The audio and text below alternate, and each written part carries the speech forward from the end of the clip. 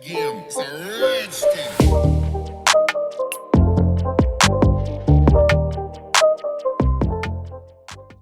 What is going on, guys? Welcome back. In today's video, we're going to learn how to do professional web scraping via proxy servers in Python. So let us get right into it. Alright, so what is the idea behind web scraping via a proxy server instead of just web scraping without a proxy server? The basic idea is that when you do large-scale professional web scraping, the problem is that your IP is probably going to be blocked sooner or later by someone. So if you go to some website to web scrape some stock data or some book data or some shopping data or some housing data, whatever you're web scraping, if you do that over and over again in certain intervals, and if you do that on a large scale, your IP address is probably going to be blocked by the respective provider, and that's a problem. With proxy servers, what you can do is you can change the IP address, you can change the location, so you go via a proxy server. You don't send the request directly, but you send a request to the proxy server, and the proxy server then sends a request to your target, so that you always have a different IP address, so you can use a proxy server that has multiple different IP addresses and so on.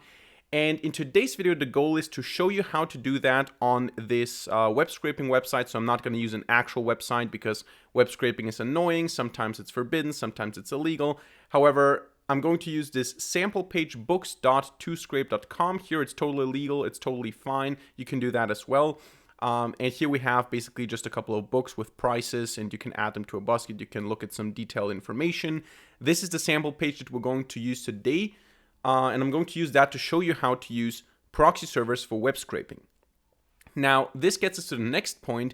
A proxy server is fine, but most proxy servers that you find out there, if you just type free proxy server list or something like that, they're going to be unreliable, they're going to be down, they're going to be super slow, they're not professional proxy servers. And of course, if you're just doing something for 10 minutes on the site, you don't need a proxy server, especially you don't need a professional proxy server. But if you're doing this professionally on a large scale, if you actually want to do solid web scraping, you need a professional proxy server provider, which brings us to the sponsor of today's video. However, this is not a sponsorship that you can just skip because it's part of the video. So it's not a sponsorship where I just tell you about a sponsor and then we move on with the video. The sponsor is actually part of the video because we're going to use proxy servers from Oxylabs. So this is here the Oxylabs dashboard, as you can see, and this is the Oxylabs website. You can go to the website. You will find a link in the description down below to see what they offer. And we're going to use the Web Scraper API. So the Oxylabs Web Scraper API offers us the possibility to use those professional proxy servers, this professional Oxylabs environment, to send requests to Oxylabs, and then Oxylabs sends the requests from certain locations. We can even specify the country to the target destination. So what I'm going to show you today is how to use the Oxylabs Scraper API. You can sign up there. You can take a look at what they're offering. You will, again, find a link in the description down below. And this is what we're going to do today. We're going to go to this book site here as a sample. Of course, this is not the best use case in real life. You won't scrape just books. But whatever you do, real life stock data, whatever you want to scrape frequently and on a large scale, you want to have a professional proxy server. And today we're going to look at how to do that with Oxylabs. Alright, so let us get started with the code. The first thing that we want to do is we want to install two external Python libraries that we're going to need for sending requests and doing the actual web scraping work. Those two libraries are requests and Beautiful Soup 4. So requests is what we're going to use to send requests and to get responses, and Beautiful Soup 4 is what we're going to use to create so-called soup objects based on the HTML code and to then filter out certain elements. So we're going to open up a command line and we type pip install requests like that. Then you press enter and then pip install Beautiful Soup 4 like that. And then we can actually go ahead and just import requests, and we can go ahead and import actually from BS4 import Beautiful Soup like that. And now let's talk a little bit about the basic idea of what web scraping is for those of you who are completely new to that. The basic idea is you have some URL, like for example this books2scrape.com, and what we do is we send a request. So we do something like requests.get and then books2scrape.com with all the HTTP stuff and so on. And then what we get as a response here is the response itself. So we can say response equals request.get. And then what we do is we create a soup object. So we say beautiful soup of response.text. And then with that soup object, we can save this in a soup object. We can do stuff like find certain things or find all of a certain category. We're going to look at that in a second here. But that's the basic idea. We send a request, we get a response, we turn that into a soup object, and then we can get certain elements and do certain things here. And as an introduction example here, what I would like to do is I would like to go to that page here, pick a category like philosophy, for example, and take all the books that we find here, get all the prices automatically. So I just enter this URL into my Python script here, and I get all these prices in a list, and then we can take something like the average price or something. We can calculate the average price. That's the first introduction example that I would like to start with. I'm going to first do it without a proxy, and then we're going to do it with a proxy so that you see how it's done with a proxy. It's not too difficult, but it's a little bit different because we have this intermediary. So we're going to start simply by saying the base URL of our page is going to be, what is it going to be? It's going to be this here. So we're going to go to that. There you go.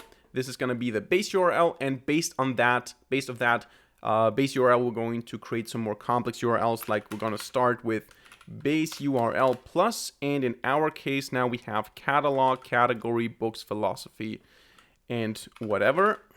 There you go, with the index.html. And our goal is now to get the content of that page and to web scrape certain elements. In our case, the price tag, and then we want to calculate the mean price of that particular page. So how do we do that? We say response equals requests.getURL. And then what we do is we say soup equals beautiful soup response.txt. And I think we need to say parser equals LXML. Not txt, but text. There you go. So to see if that works, we can just print the soup object. And if we have some content in there, we do have some content in here, this worked. So now what we can do, very simple, is we can go ahead and say find underscore all, and then I can say p. So this will give me all the paragraphs. As you can see here, all these p tags. And I can do the same thing with a's to get all the anchors. So to get all the what do we have here? Guessed it, parser warning, no parser, whatever. We got all the A tags here. And this works, as you can see. Now, our goal is to get the prices. So what we do is we go to the website here. We right click on a price. We go to inspect. This works on Firefox and on Chrome.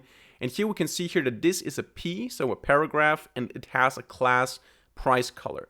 And it seems like all these, when we look at it, we will see that all these have a price color class. So all we need to do is we need to get all the P's where we have price color as a class. So we can say price tags equals soup.findAll, and then P. And I think now we need to pass a dictionary. I'm not sure, but I think so. Price color. And let's see if that works. Otherwise, I will have to double check with the prepared code. But there you go. You can see here. Now, what does it say all the time? That I don't have the parser. Is that correct? Do I not have the parser? What did I do before? I mean, it doesn't produce any problems yet. LXML. Yeah, I don't know. We can also just, or maybe it's not the parser. Maybe I don't have to pass parser equals, but just LXML. I think that was the issue. I always mess up these notations. As you can see, this works now. So we have these paragraphs, we have these classes, price color, and then we have the content of those.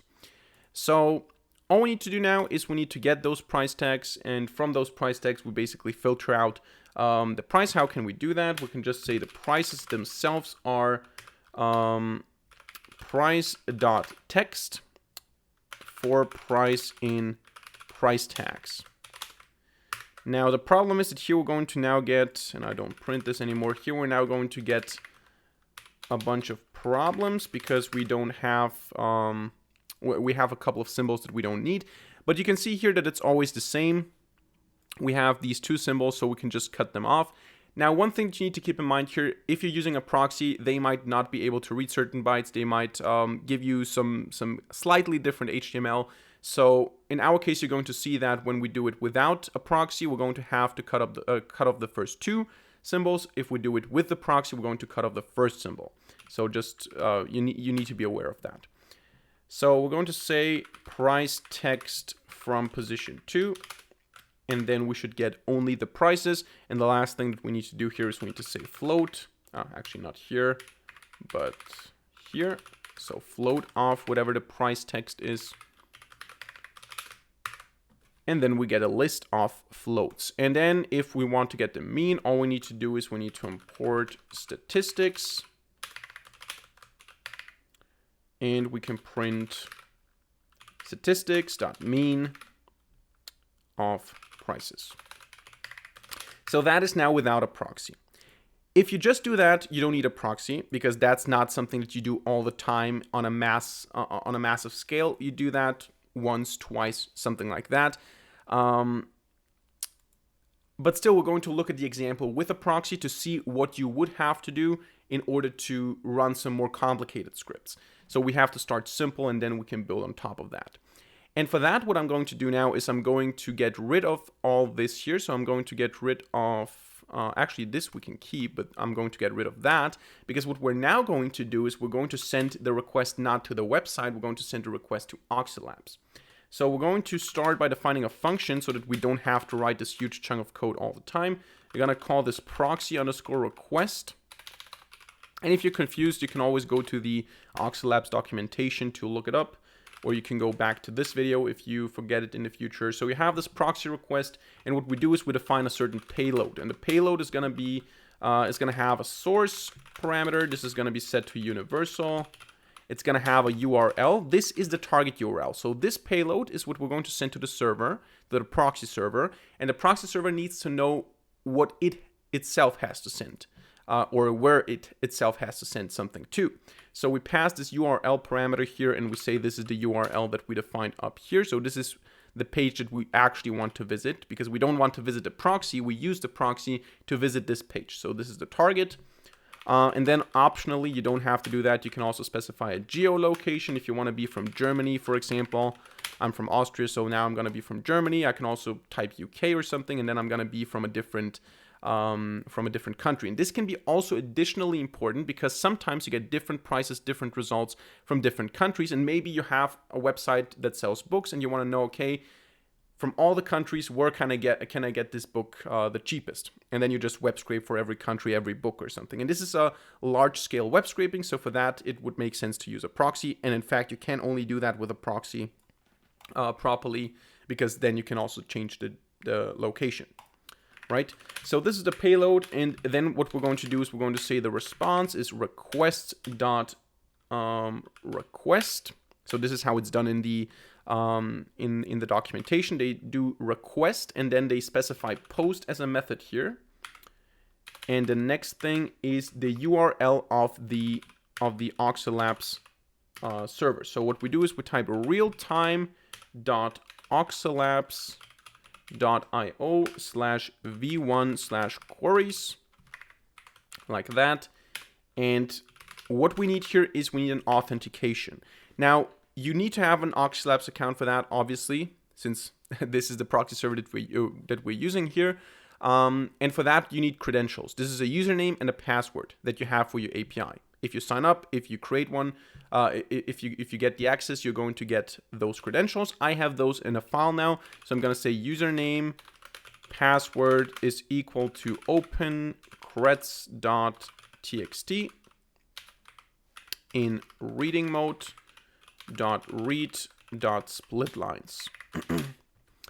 And then I'm going to just say here the authentication is a tuple of username and password, like that. And the last thing is we want to say the JSON is equal to the payload that we just created above. So this is going to send this package to Oxylabs, to the respective API.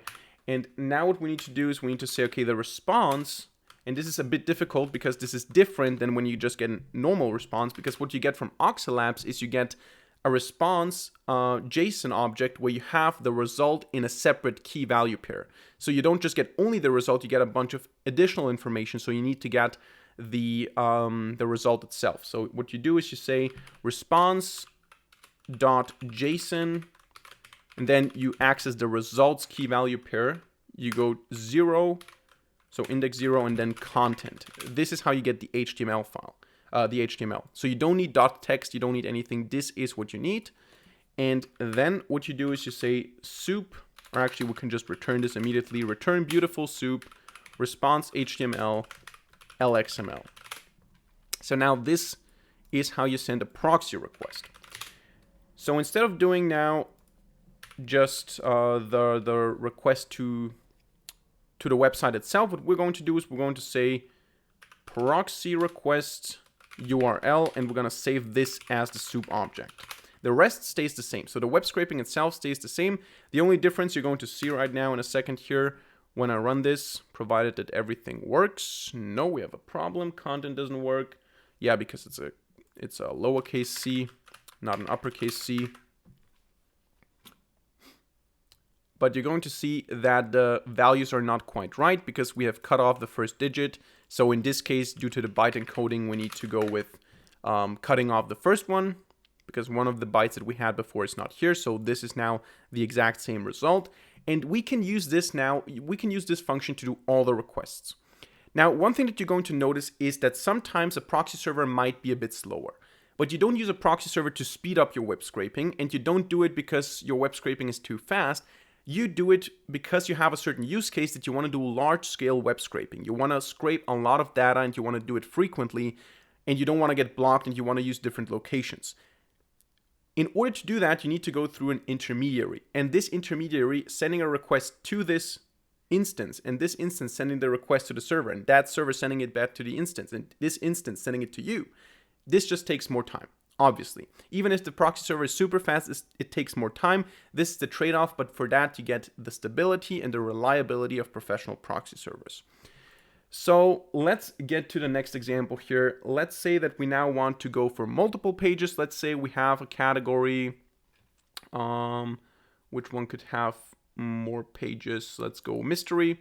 Mystery has here page 1 and 2, or I think we should have, I think in the examples that I prepared, I had some more fiction. I think fiction has multiple pages. Yeah, fiction has 4 pages. So fiction, what we can do is now we can scrape all these prices, then click on next, scrape all these prices, click on next, all these prices, click on next, until we don't have any books to scrape anymore. So how do we do that professionally using web scraping? Now, first of all, we would have to find this next button here. So we click on it, inspect it, and you can see that it has this anchor tag, href tag, and it's inside a list element. Now you can go by that. You can look for the list element next, and or you can just go for an anchor tag that has the text next, because it always has the same text. So this is what we're going to do. We're going to now get all the books from a page, then look for that next button, go to that link, do it again until we find no next button. That's the basic idea, to go through all the pages. So how can we do that? What we're going to do is we're going to take this category URL first. So we're going to say this is the category. And we're going to get rid of the page 1 HTML. Because the page 1 HTML is just right now, right? So when we go to a category like fiction, first of all, it starts at index. So it starts at index, and then only when we click next, we see page 2, page 3, and so on. So we're going to start with that, and we're going to say then that the URL in the beginning is going to be base URL plus cat for category plus index.html. We can also go with page 1 because that works as well, but this is how we're going to do it. And then we're going to say prices is going to be an empty list, and then the typical while, or actually let's do it in a different way. Let's say next link equals true. We're going to assume that there is a next link, and until we see something else, until there is no next link, in fact, we're going to go through a loop. So while we think that there is a next link, what we're going to do is we're going to say soup equals proxy request to the respective URL. So we're going to start with this one here, which is the fiction category. And then what we're going to do is we're going to get all the page prices. And this is going to be the same that we did before here. So the price tags is going to be whatever we find in the soup object. And we can actually also copy this here. So we have all the prices here in a list. And actually, this is the prices. So we're going to say page prices, because those are the total prices. We have this empty list here, and those are just the prices for that particular page. So we're going to do it like that. And then we're going to say, okay, for each price, for each page price that we have in page prices, we're going to append that price to prices. And I think there should be a better way. Can we not do something like actually prices plus equals page prices? Shouldn't that work as well? So we basically just take all of those and we add them to prices. I think that should work as well. We don't need a loop for that. And then what we do is we look for that next link. So we say link equals, and then we say soup.find, or actually soup body find, and then we'll look for this a tag where the text is equal to next.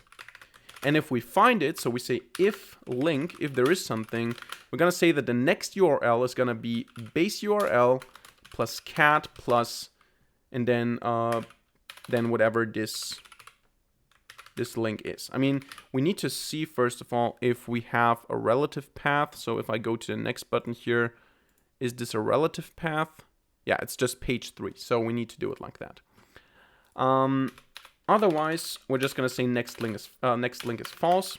I'm gonna break out of the loop, and yeah, we don't need to print the URL here. So this should actually work. And in the end, what we want to do is we want to print all the prices. So we want to say print prices, and we want to print also the statistical mean of the prices. Let's see if that works or if we messed up something. Loading, first one works still. And now it does something, hopefully. Now we don't see progress because we're not printing the links, but hopefully it works. We will only know when it's done. There you go. So now we have all these prices here from all the different pages. And this is the average price.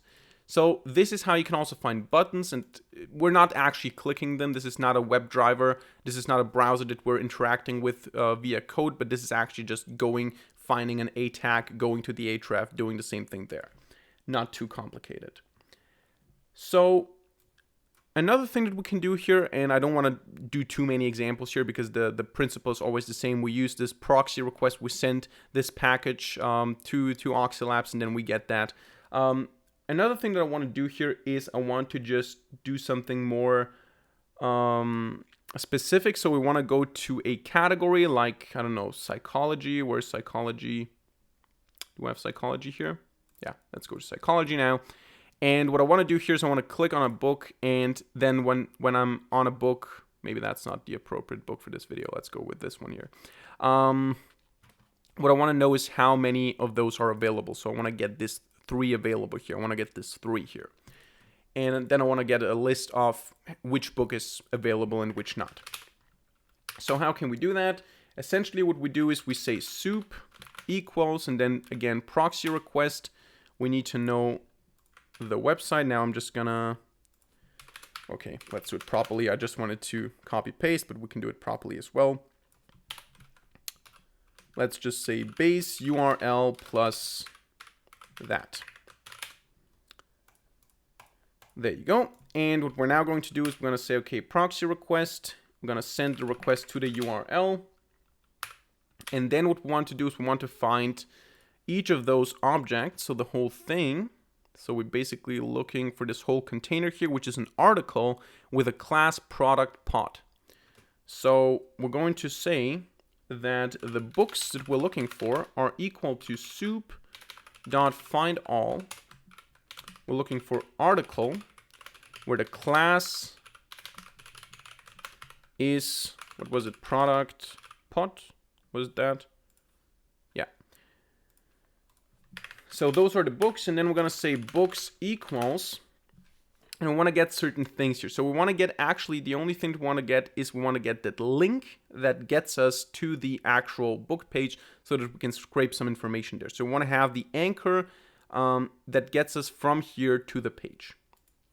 And for that, we're going to say book.find anchor, so A, and we want to get from that the href, so the link, and maybe we should not store this in books, but in book links. So book find a href, and then for book in books. So this is gonna give us the articles, and here we're gonna essentially get the a tag. We're gonna get the link from that a tag, and we're gonna get all the book links.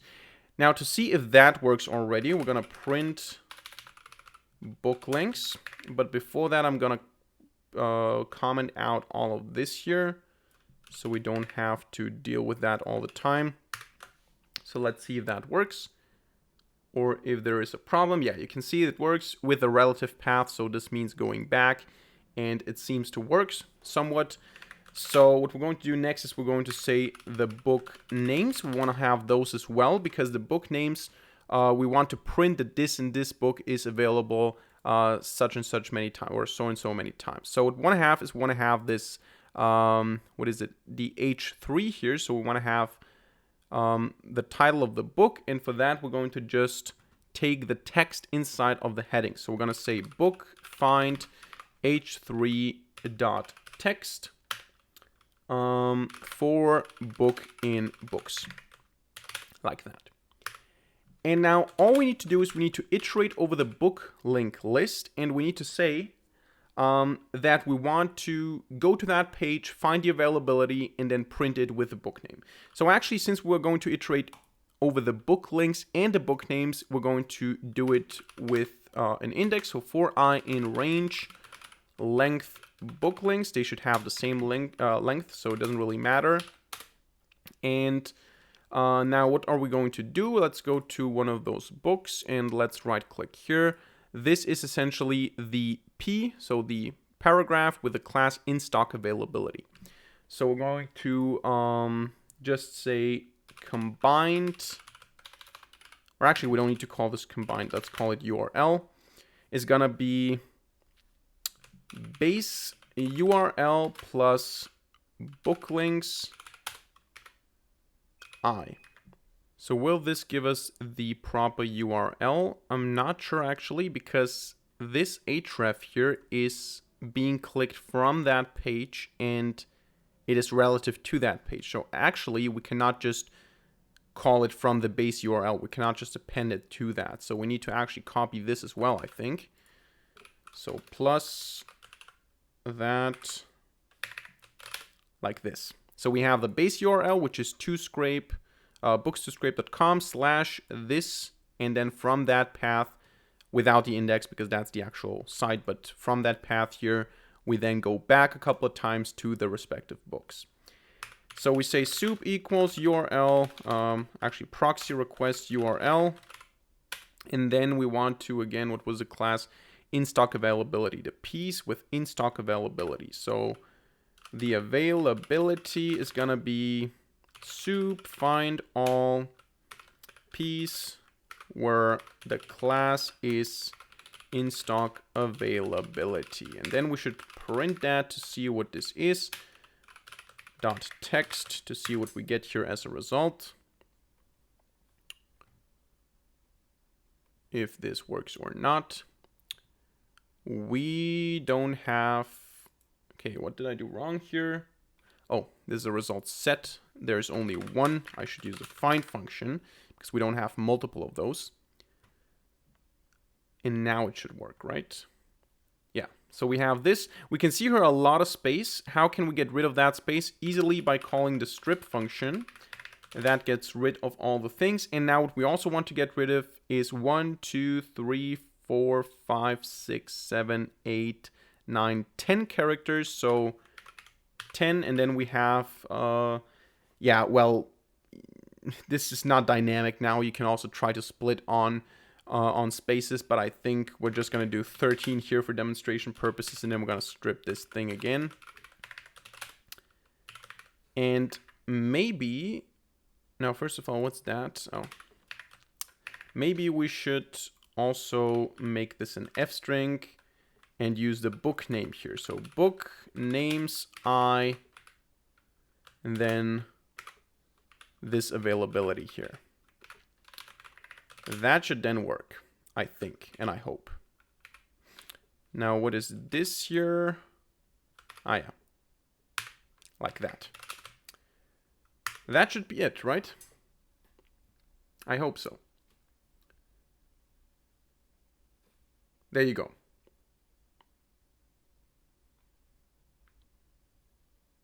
There you go. We get the 14, 12, 11. Okay, here we don't have the strip properly, so we probably should do something like 12 here for this particular use case. But all in all, you can see how this goes. The tutorial here is now not focusing on perfect web scraping. The main idea here is to use a proxy for web scraping, because when you do something like that on a large scale, let's say you have 20 websites that you want to scrape all the books off, and you want to do it multiple times a day, and you want to find the best offers from different locations, you need to have professional proxy servers, because you're not going to be able to do large scale web scraping consistently without such a professional proxy server. And Oxylabs, again, they're the sponsor of today's video. They do a great job. You can also see here the analytics. You can see, okay, how many times do you use what, the average response time, whatever. And it's really a nice service. It's really a nice product to use if you are into large scale web scraping. They also have different products you might want to take a look. You support this channel by doing so as well. So check out the link in the description, and this is how you do web scraping via proxy servers. So that's it for today's video. I hope you enjoyed it, and I hope you learned something. If so, let me know by hitting the like button and leaving a comment in the comment section down below. As I already said, I would be happy if you check out the link in the description down below that leads to Oxylabs. They're the sponsor of today's video. They support this channel. You support this channel if you click on the link, and if you are interested in the sponsors. I think it can be interesting to some of you guys who are into web scraping. So make sure you check out the link in the description down below. And other than that, thank you much for watching. See you in the next video, and bye.